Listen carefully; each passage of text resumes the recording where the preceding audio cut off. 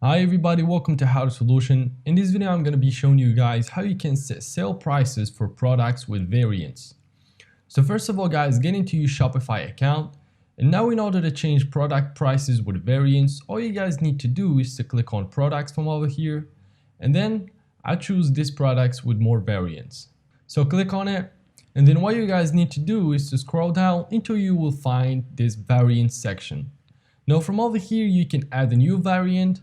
But if you just want to edit the prices of the old variants, you can just click on edit to the variant you want to edit from over here.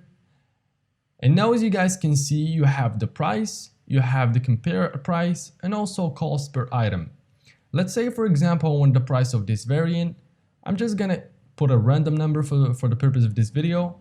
And then when you finish, just click on save from over here. Now let's go back to see the product page. So click on more actions from over here, and then tap on preview. And now as you guys can see, the prices has been changed for this variant. The other variants are still the same. You can change them too by applying the same method.